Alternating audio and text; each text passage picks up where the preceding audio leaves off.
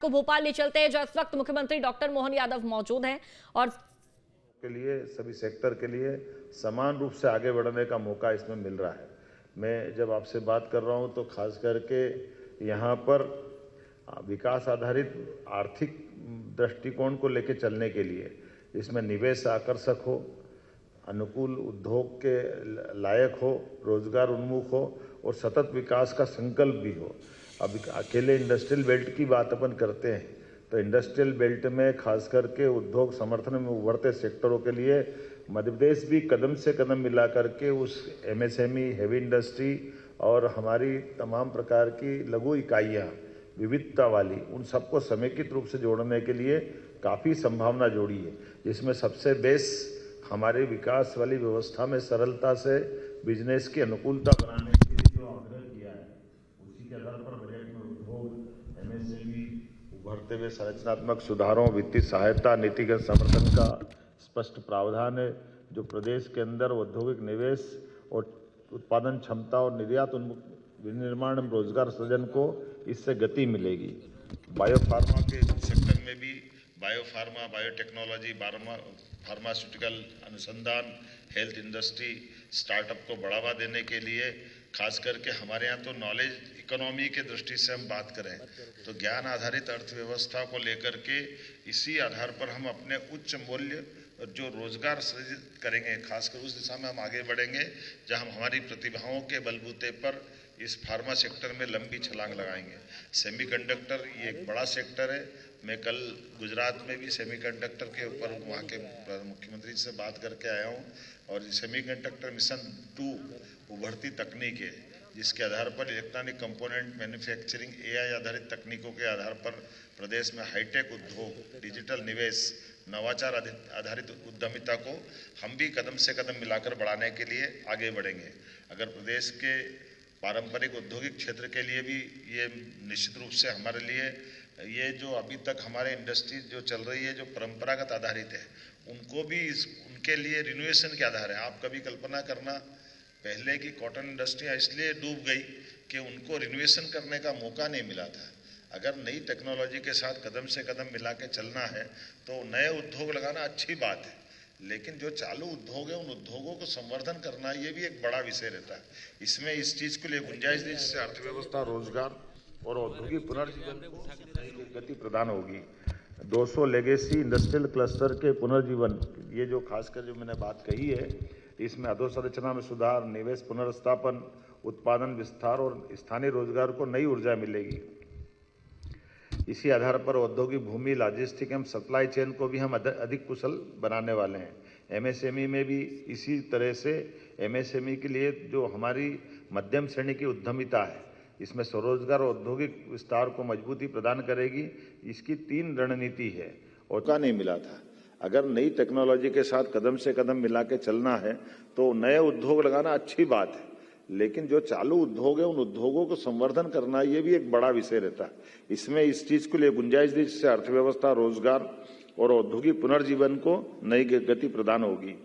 200 legacy industrial cluster के पुनर्जीवन, ये जो खासकर जो मैंने बात कही है, इसमें अधोसंरचना में सुधार, निवेश पुनर्स्थापन, उत्पादन विस्तार और स्थानीय रोजगार को नई ऊर्जा मिलेगी। इसी आधार पर औद्योगिक भूमि, लॉजिस्टिक एवं सप्लाई चेन को भी हम अधिक कुशल बनाने वाले हैं। एमएसएमई में भी इसी तरह से एमएसएमई के लिए जो हमारी मध्यम श्रेणी की उद्यमिता है, इसमें स्वरोजगार और औद्योगिक विस्तार को मजबूती प्रदान करेगी। इसकी 3 रणनीति है और तीनों तरह से हमारे लिए बहुत काम आएगी। मैं मान के चलता हूँ इससे वित्तीय स्थिरता, तरलता, समर्थन और संस्थागत सहयोग किसी भी इंडस्ट्री के इसी प्रकार से हम आगे बढ़ा सकते हैं, जिसमें अधिक प्रतिस्पर्धी, आत्मनिर्भर और विस्तार उन्मुख ये एक गति देने के लिए सरलता हो जाती है कि हम अपने काम को समेकित रूप से कैसे करें। सेवा क्षेत्र और वैश्विक नेतृत्व, आज के समय में हमारे पास तो आईटी, पर्यटन, स्वास्थ्य, शिक्षा, इनके प्रमुख केंद्रों को विकास करने के लिए ये बजट में इस बात की भी गुंजाइश दी है और ये हमारा बड़ी संभावना वाला क्षेत्र है। 2047 की दृष्टि से वैश्विक सेवा क्षेत्र में नेतृत्व दिलाने के लिए सेवा क्षेत्र को जो प्रमुखता दी गई है, जिसमें IT, health, education, tourism, professional services के केंद्र के रूप में विकसित करने का मौका दिया है। महिलाओं के लिए हमारी सरकार लगातार काम कर रही है और ऐसे में माननीय प्रधानमंत्री जी ने भी नारी सशक्तिकरण के लिए बजट में पर्याप्त गुंजाइश दी है, जिसके आधार पर बहनों को सुविधा, सुरक्षा और कौशल विकास को प्राथमिकता देने के लिए पर्याप्त वीजीएफ और पूंजीगत सहायता से प्रत्येक जिले के अंदर एक छात्रावास खोलने के लिए 10,000 करोड़ की जो राशि रखी है, ये पहली बार हो रहा है हमारे लिए। तो हम अभी 4 हॉस्टल हमारे अपने राज्य में खोलने वाले थे, लेकिन इस आधार पर हम अपने यहाँ लगभग हर जिले के अंदर हमारे प्रस्ताव भी जाएंगे, क्योंकि जब हम छोटे छोटे स्थान पर औद्योगिकरण के लिए इस तरह आगे बढ़ रहे हैं तो बहनों को कठिनाई होती है अपने घर से आने जाने में। ऐसे में प्रोफेशनल काम करने वाली बहनों के लिए छात्रावास ये बड़ी अपनी भूमिका अदा करेंगे। महिलाओं को रोजगार के अवसर बढ़ाने के लिए 1.5 लाख सेवा प्रदाताओं के लिए 1 लाख संबद्ध पेशेवर को प्रशिक्षित करने का जो लक्ष्य रखा है, यही तो सबका साथ सबका विकास है। महिला उद्यमिता को बढ़ावा देने के लिए ग्रामीण महिला नेतृत्व के लिए विशेष उद्यमिता के लिए, जिसमें लखपति दीदी आधारित सामुदायिक स्व सहायता समूह और इसके लिए सब प्रकार के प्रबंधन माननीय प्रधानमंत्री राष्ट्रपति वित्त मंत्री ने अपने प्रधानमंत्री जी के मार्गदर्शन में किए हैं। अब अपने लिए मैं मेट्रोपॉलिटन सिटी की तरफ अगर देखता हूं तो ये जो हमने पहले से प्लान किया है और उसी प्लान को बड़ा विस्तारित रूप में माननीय प्रधानमंत्री ने नए बजट में प्रमोट किया है। कई बार तो लगता है कि हमारा 2 साल का बजट राज्य सरकार का केंद्र सरकार के साथ उस एक आवरण के अंदर की आत्मा से तालमेल कराते हुए चल रहा है। हर क्षेत्र में जहां जहां हमने काम करना प्रारंभ किया है, हर जगह प्रमोट करने के लिए दिखती है। ऐसे में यह नीति प्रदेश की शहरी विकास के लिए भी लाभकारी होगी, क्योंकि हमारे अपने जब 2 मेट्रोपॉलिटन सिटी में हम लगभग 6 जिले लेकर आ रहे हैं, तो टियर 2 और टियर 3 इन सिटी के लिए भी जो पर्याप्त धनराशि दी गई है, इसी से विकास होगा और इसी से हम आगे बढ़ेंगे। ऐसे में शहरी क्षेत्रों में नियोजित आर्थिक विकास के लिए औद्योगिक व्यावसायिक क्लस्टरिंग, आधुनिक अधोसंरचना का निर्माण होगा और मध्य प्रदेश में प्रमुख शहर संगठित और आर्थिक रूप से समृद्ध होंगे। अवसंरचना निवेश मॉडल मध्य प्रदेश के लिए अत्यंत लाभकारी होगा, जिसमें कनेक्टिविटी, लॉजिस्टिक और व्यापारिक सुगमता के लिए मजबूती देगा। और जैसे मैंने बताया टियर 2, टियर 3 के लिए वित्तीय क्षेत्र में भी सुधार के लिए इसी प्रकार के हमारे सभी प्रकार के निवेशकों के विश्वास को कायम रखेंगे। पूंजी प्रवाह और वित्तीय स्थिरता को भी मजबूत करेंगे, जिसमें बैंकिंग सुधार, फेमा के नियमों की समीक्षा, कारपोरेट म्यूनिसिपल बॉन्ड बाजार को मजबूत करना और वित्तीय संस्थाओं को पुनर्गठन के लिए ये मध्य प्रदेश की हमारी सुदृढ़ वित्तीय व्यवस्था में निवेशकों का विश्वास जीतने का काम करेंगे। सामाजिक समावेशन भी इसमें किया है। मुझे इस बात की प्रसन्नता है कि हम अपने बजट के आधार पर अत्यंत लाभकारी भावना से खासकर सामाजिक समावेशन आधारित आर्थिक विकास योजना का जो प्लान किया है, ये मानव पूंजी के निर्माण में बड़ी महत्वपूर्ण भूमिका अदा करेगा। इसमें दिव्यांग कौशल भी है। सभी जिलों में गर्ल्स हॉस्टल, शिक्षा कौशल आधारित पहलों के आधार पर हमारी सामाजिक उत्तरदायित्व की भावना बहुत मजबूत होगी और मानव पूंजी का सुदृढ़ निर्माण होगा।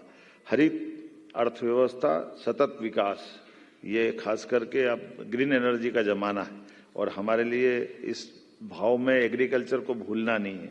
इसलिए हमने अपने भविष्य उन्मुख अर्थव्यवस्था के लिए इसमें सतत हरित और भविष्य उन्मुखी अर्थव्यवस्था के लिए कार्बन कैप्चर, हरित पहल, पर्यावरणीय निवेश में मध्य प्रदेश को ग्रीन इंडस्ट्री, सतत औद्योगिकरण और दीर्घकालिक पर्यावरणीय संतुलन निश्चित करने का हमने इसमें बड़ी संभावना देखी है, जो भविष्य की ठोस अर्थव्यवस्था बनाने के लिए अपनी महत्वपूर्ण भूमिका अदा करेगा। और वास्तव में ये केंद्रीय बजट केवल दस्तावेजीकरण नहीं है, इसमें वो सब जोड़ा है जिसके आधार पर भविष्य की संभावनाओं को लेकर चलने की बातें हैं। अब अगर अपने यहाँ कैंसर की दवाइयाँ सस्ती हो रही है और कैंसर की चुनौती सबके सामने है, ऐसे में हम मेडिकल कॉलेज भी जब ज़्यादा खोलते जा रहे हैं, मेडिकल कॉलेज, हेल्थ सेक्टर में हम पर्याप्त ध्यान दे रहे हैं, तो ये हमारे लिए भविष्य की चुनौतियों से निपटने में भी बड़ी भूमिका अदा करेगा।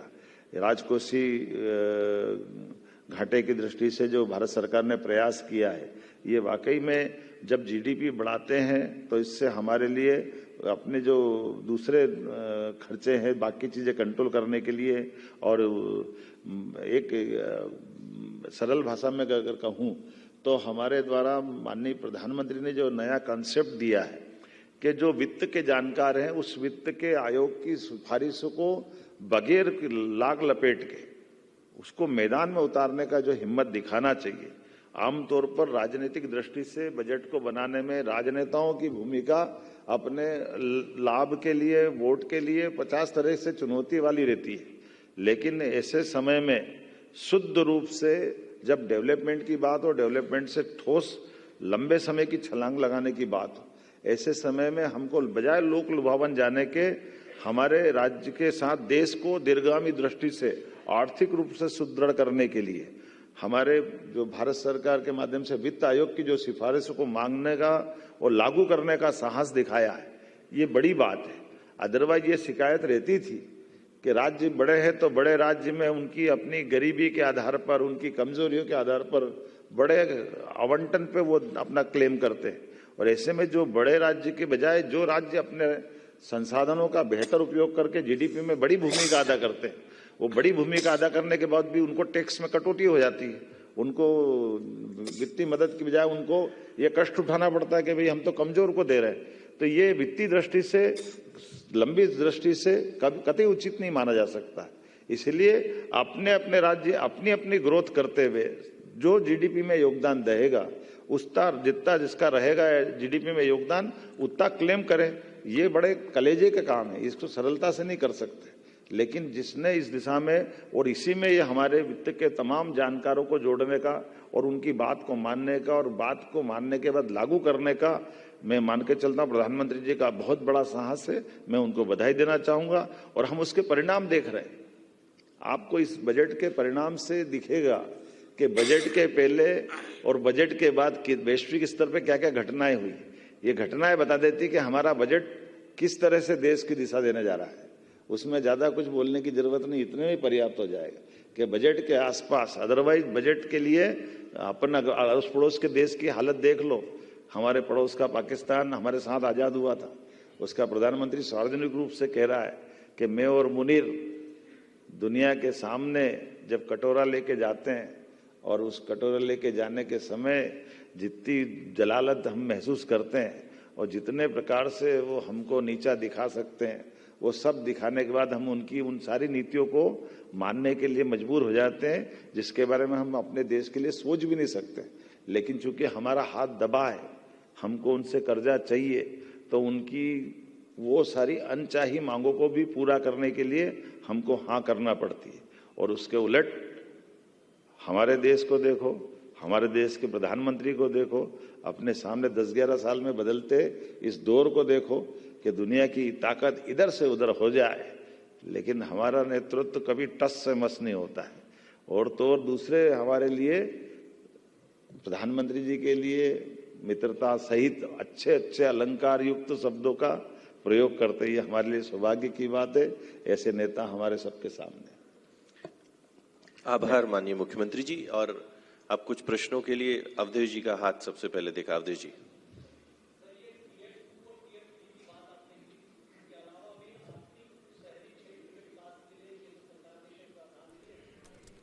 तो मुख्यमंत्री को सुन रहे थे आप। बजट की खूबियों पर चर्चा यहाँ पर मुख्यमंत्री डॉक्टर मोहन यादव करते हुए नजर आए हैं। उन्होंने बताया कि ये बजट जो है हर एक वर्ग को ध्यान में रखते हुए, हम Tier 2 जैसे ही करते तो हमारे पास ये हमने 4-5 बड़े नगर दिख जाते हैं।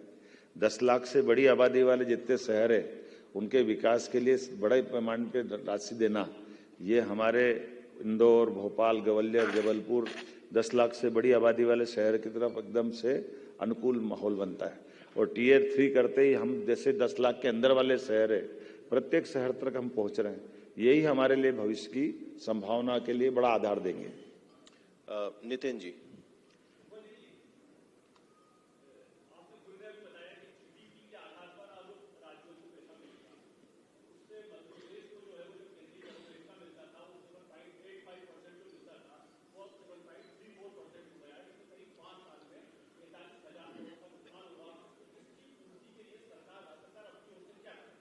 इसकी पूर्ति तो बहुत सरल है। हमने वो सारी योजना पकड़ी जिससे राज्य की निवेश की भी ताकत बढ़ेगी और विकास की संभावना के बड़े द्वार खुलेंगे। जैसे हमने नदी जोड़ो अभियान लिया। अब नदी जोड़ो अभियान में केवल 10% राशि हमको मिलाना है। वो भी वो 2 राज्य, जैसे हमने केन-बेतवा, पीकेसी महाराष्ट्र के साथ, अब अकेले एक पीकेसी योजना और केन-बेतवा के माध्यम से 1,70,000 करोड़ हमको मिल रहा है। तो ये जो शासन की योजनाओं के बलबूते पर राज्य को भविष्य की जीडीपी में अपना योगदान बढ़ाने के लिए इस प्रकार की योजनाओं में आगे बढ़ना चाहिए। जैसे मैंने प्रारंभ में भूमिका में इस बात को कहा है कि ये केवल हम घर में बैठे रहे और हम वही कष्ट में हैं तो हमको मदद कर दो, उसके बजाय हमारी अपनी योजना दूरदर्शी हो, ठोस हो और राज्य को बेहतर से बेहतर मदद मिल जाए। इस दिशा में ही बढ़ने के लिए इस प्रकार के जो ये मैंने उसकी भूमिका में भी कहा कि ये हमारा जो भारत सरकार ने वित्त आयोग की सिफारिश को माना है, वो सारी सिफारिश है जो हमारे लिए और आगे जाकर लाभकारी होगी। इसलिए जीडीपी बढ़ाने के लिए हम काम कर रहे हैं। मनोज शर्मा जी, दीदी मनोज जी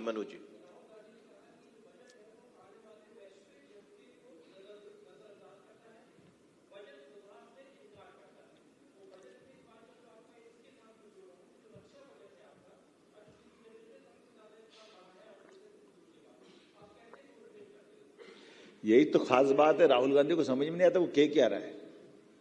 उनकी कठिनाई ये है, जिस रक्षा बजट में 15% की वृद्धि हुई है उससे बढ़कर क्या हो सकता है। आप पूरा बजट उठा के देख लो, लेकिन दुर्भाग्य के साथ कहना पड़ेगा ये कांग्रेस के नेता राहुल गांधी जी को ये हमारी देश की सकारात्मकता, इतना बड़ा देश के सामने उनकी बात को लोग किस अर्थ में लेंगे, उनका खुद का भी वजन कम होगा, लेकिन पता नहीं उनको क्यों क्या हो जाता है, वो ऐसी बात क्यों कहते, मेरे तो समझ में नहीं। आपको कभी समझ में आए तो बता देना मेरे। शरद जी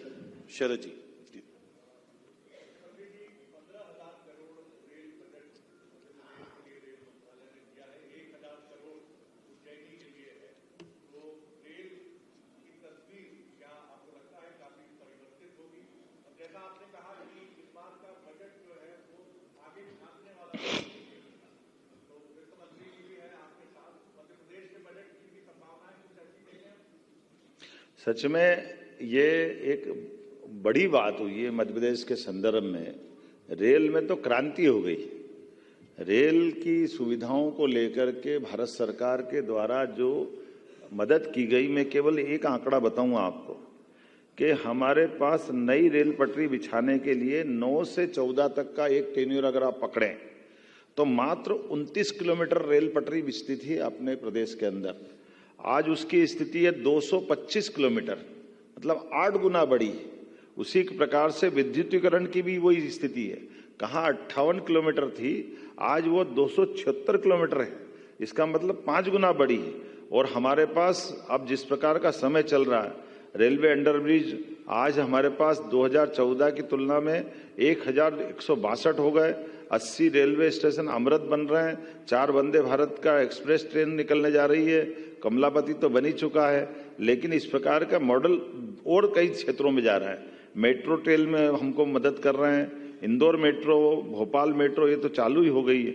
मैं मान के चलता हूं कि जिस प्रकार से समय मिला है, और ये जो भुसावल खंडवा तीसरी और चौथी लाइन 131 किलोमीटर, इनकी 3 परियोजनाओं को जो मंजूरी मिली है, तो ये कुल मिलाकर के पूरे क्षेत्र में, और इंदौर मनमाड़ और बाकी क्षेत्र तो मैं बता ही नहीं रहा हूं, उसमें अकेले इंदौर मनमाड़ में 18,500 करोड़ की मंजूरी। ये कोई एक राज्य के लिए वरदान होती, उसमें 15,000 करोड़ का तो आवंटन है कि आप खर्चा करो। तो ये वाकई अद्भुत है। मैं शरद जी धन्यवाद देना चाहता हूं, आपका ये बहुत अच्छा प्रश्न है। रेल गरीब आदमियों के लिए, यातायात की व्यवस्था के लिए, किसानों के लिए, उनकी फसल के ट्रांसपोर्टेशन के लिए, क्योंकि हमारे पास में कोई पोर्ट नहीं है। ऐसे में रेल की कनेक्टिविटी जितनी बढ़ेगी, ये हमारे लिए उतना ही आनंद देगी और उससे हमारे राज्य की गति में और तेजी होगी। ब्रिजेश जी।